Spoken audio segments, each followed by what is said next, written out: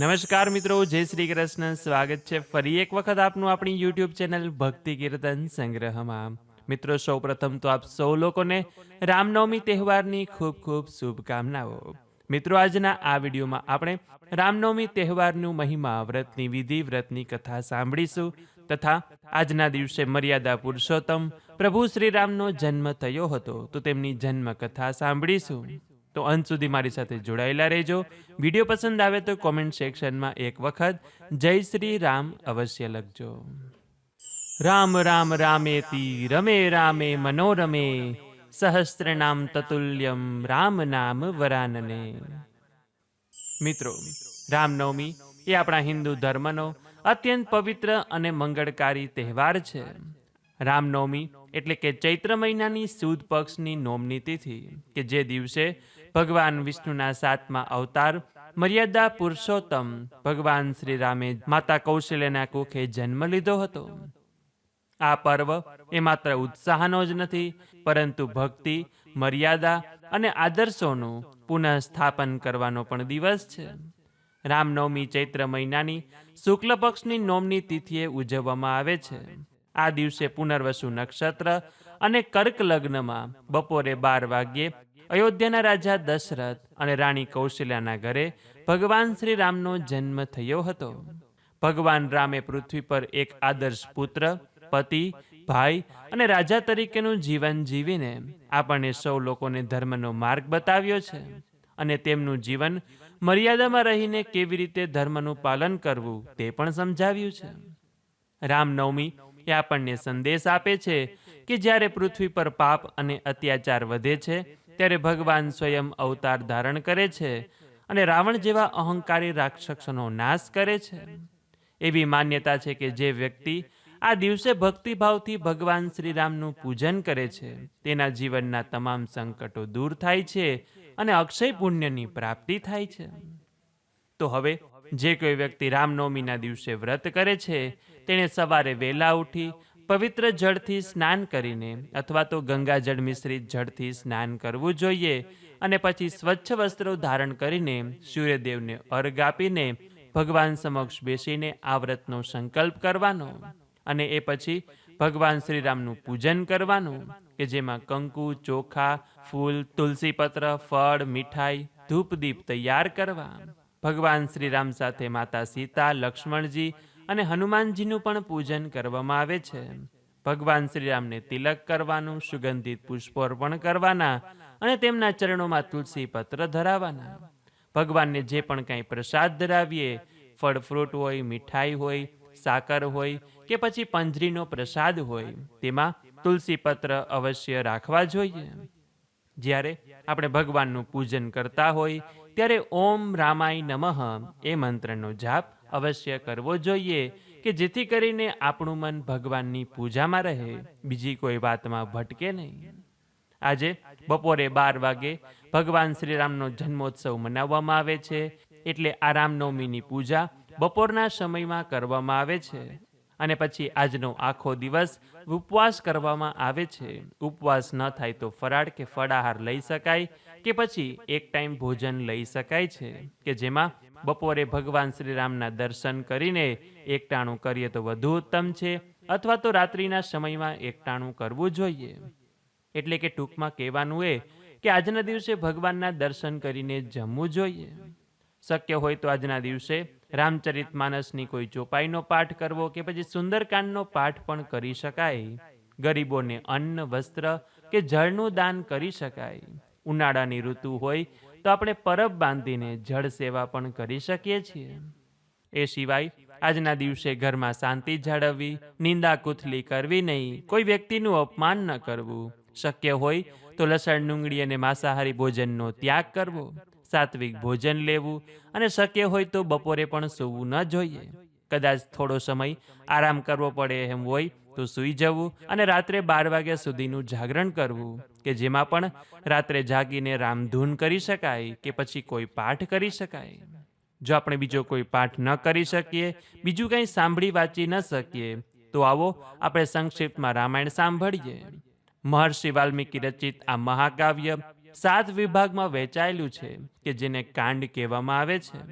કે જેમાં સૌથી પહેલું કાંડ આવે બાલકાંડ, કે જેમાં ભગવાનનું પ્રાગટ્ય અને બાળપણનું વર્ણન કરેલું છે. અયોધ્યાના રાજા દશરથને સંતાન ન હોવાથી ઋષિ વશિષ્ઠની સલાહથી યજ્ઞ કર્યો, કે જેના ફળ સ્વરૂપે રામ, ભરત, લક્ષ્મણ અને શત્રુઘ્નનો જન્મ થયો. એ પછી ઋષિ વિશ્વામિત્ર રાક્ષસોના ત્રાસથી યજ્ઞના રક્ષણ માટે રામ અને લક્ષ્મણને પોતાની સાથે વનમાં લઈ ગયા. ત્યાં રામે તાડકા રાક્ષસીનો વધ કર્યો અને પથ્થર બની ગયેલી અહલ્યાને ચરણ સ્પર્શ કરી મુક્ત કરી. એ પછી જનકપુરીમાં સીતા સ્વયંવર થાય છે. ત્યારે ભગવાન શ્રી રામે શિવનું ધનુષ તોડીને માતા સીતા સાથે લગ્ન કર્યા અને ચારેય ભાઈઓના લગ્ન જનક રાજાની પુત્રીઓ સાથે થયા. એ પછી બીજું છે અયોધ્યા કાંડ. આ કાંડમાં મનુષ્યના સંબંધો અને ધર્મની કસોટીનું વર્ણન કરેલું છે. એટલે કે રાજા દશરથ ભગવાન શ્રી રામનો રાજ્યાભિષેક કરવા માંગતા હતા, પરંતુ મંથરાના કહેવા પ્રમાણે રાણી કૈકેયીએ દશરથ પાસે જૂના 2 વરદાન માગ્યા, એટલે કે ભરતને રાજગાદી અને ભગવાન શ્રી રામને 14 વર્ષનો વનવાસ. અને ભગવાન શ્રી રામે પિતાના વચનને ખાતર હસતા મુખે વનવાસ સ્વીકાર્યો અને માતા સીતા અને લક્ષ્મણ પણ તેમની સાથે ગયા. એ પછી પાછળથી પુત્ર વિયોગમાં રાજા દશરથે પ્રાણનો ત્યાગ કર્યો અને તેમનું મૃત્યુ થયું. પછી ભરતે રાજ્યને સ્વીકારવાને બદલે ભગવાન શ્રી રામને મનાવવા ચિત્રકૂટ જાય છે, પરંતુ ભગવાન શ્રી રામે ધર્મનું પાલન કર્યું અને છેવટે ભરત રામની ચરણ પાદુકા લઈ સેવક તરીકે અયોધ્યા પાછા ફર્યા. એ પછી ત્રીજું આવે અરણ્યકાંડ, કે જેમાં વનવાસ દરમિયાન ભગવાને અનેક ઋષિઓના આશ્રમની મુલાકાત લીધી હતી અને રાક્ષસોનો નાશ કર્યો હતો. રામ, લક્ષ્મણ અને સીતા ગોદાવરી નદીના કિનારે પંચવટીમાં કુટીર બનાવીને રહેતા હતા, કે જ્યાં રાવણની બહેન શૂર્પણખા રામ લક્ષ્મણને મોહિત કરવા આવી અને લક્ષ્મણે તેમનું નાક કાપી નાખ્યું હતું. એ પછી રાવણે મારીચને સોનાનું હરણ બનાવીને મોકલ્યો અને સીતાજીના કહેવાથી રામ ભગવાન હરણની પાછળ ગયા. ત્યારે રાવણે સાધુનો વેશ ધરી કપટથી સીતાનું અપહરણ કર્યું અને રસ્તામાં જટાયુ પક્ષીએ સીતાજીને બચાવવા રાવણ સાથે યુદ્ધ કર્યું અને શહીદ થયા. એ પછી ચોથું આવે કિષ્કિંધા કાંડ, કે જેમાં સીતાજીની શોધમાં રામ, લક્ષ્મણ દક્ષિણ દિશા તરફ આગળ વધે છે. ઋષ્યમુખ પર્વત પાસે ભગવાન શ્રી રામની મુલાકાત હનુમાનજી સાથે થાય છે અને હનુમાનજીએ ભગવાનને સુગ્રીવ સાથે મિત્રતા કરાવી. પ્રભુએ બાલીનો વધ કરી સુગ્રીવને કિષ્કિંધાનું રાજ્ય અપાવ્યું અને સીતાજીની શોધ માટે ચારેય દિશામાં વાનર સેના મોકલવામાં આવી. જામવંતે હનુમાનજીને તેમની શક્તિઓનું સ્મરણ કરાવ્યું, કે જેથી તેઓ સમુદ્ર ઓળંગી શકે. એ પછી પાંચમું સુંદર કાંડ આવે, કે જે રામાયણનો સૌથી ભક્તિમય ભાગ છે. હનુમાનજી 100 યોજનનો સમુદ્ર કૂદીને લંકા પહોંચ્યા અને ત્યાં અશોક વાટિકામાં સીતાજીને મળીને રામની વીંટી આપી. અને ત્યાં હનુમાનજીએ રાવણના પુત્ર અક્ષયકુમારનો વધ કર્યો અને આખી લંકાને પૂંછડીની આગથી ભસ્મીભૂત કરી. અને હનુમાનજીએ પાછા આવી ભગવાન શ્રી રામને સીતાજીની સ્થિતિ જણાવ્યું અને તેમનો સંદેશો આપ્યો. એ પછી લંકા કાંડ આવે છે, કે જેમાં ભગવાન શ્રી રામ અને રાવણ વચ્ચેનું મહાયુદ્ધનું વર્ણન કરેલું છે. વાનર સેનાએ સમુદ્ર પર પથ્થરનો સેતુ બાંધ્યો અને વિભીષણ રાવણનો સાથ છોડી ભગવાન રામની શરણે આવ્યા. કુંભકર્ણ, મેઘનાદ અને અનેક શક્તિશાળી રાક્ષસોનો ભગવાન શ્રી રામે વધ કર્યો અને ભગવાન શ્રી રામે બ્રહ્માસ્ત્ર ચલાવી રાવણની નાભી ઉપર તીર ચલાવ્યું અને રાવણનો પણ વધ કર્યો. એ પછી સીતાજીની પવિત્રતા સાબિત કરવા અગ્નિ પરીક્ષા લેવાઈ અને વનવાસ પૂરો થતા રામ, લક્ષ્મણ અને સીતા પરત ફર્યા અને તેમનો રાજ્યાભિષેક થયો. અને છેલ્લો અને સાતમો ઉત્તરકાંડ, કે જેમાં યુદ્ધ પછીની કથાનું વર્ણન કરેલું છે. લોકનિંદાને કારણે ભગવાન શ્રી રામે ગર્ભવતી સીતાનો ત્યાગ કર્યો અને સીતાજી વાલ્મીકી ઋષિના આશ્રમમાં રહ્યા. આશ્રમમાં ભગવાન શ્રી રામના 2 પુત્રો લવ અને કુશનો જન્મ થયો, જેમણે વાલ્મીકી પાસેથી રામાયણ શીખી. અને પછી સીતાજી પૃથ્વીમાં સમાઈ ગયા અને ભગવાન શ્રી રામે સરયુ નદીમાં જળ સમાધિ લઈ પોતાના અસલ વિષ્ણુ સ્વરૂપમાં વૈકુંઠ પ્રસ્થાન કર્યું.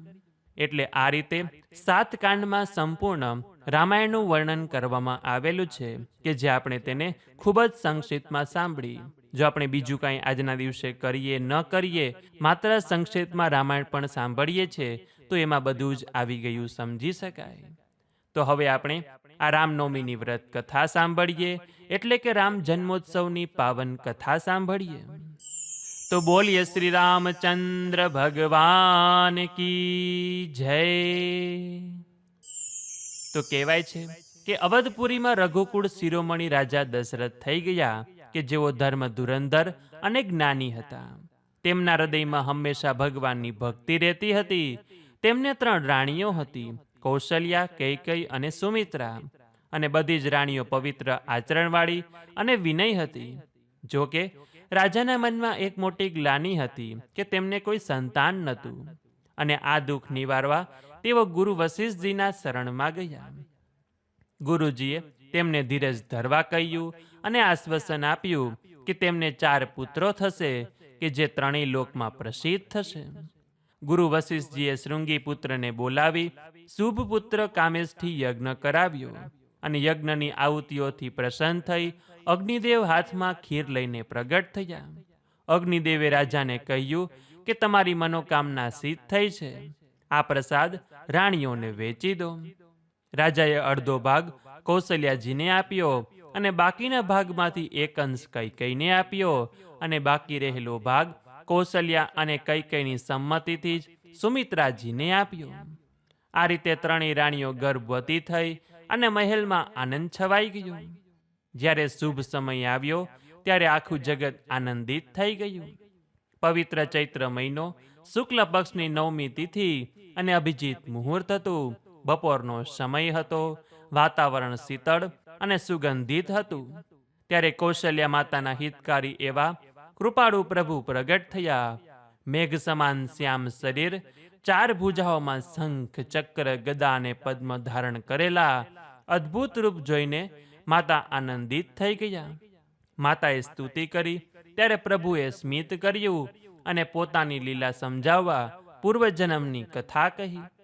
માતાની વિનંતીથી પ્રભુએ ચતુર્ભુજ રૂપ ત્યાગી નાનકડા બાળકનું રૂપ લીધું અને રડવાનું શરૂ કર્યું.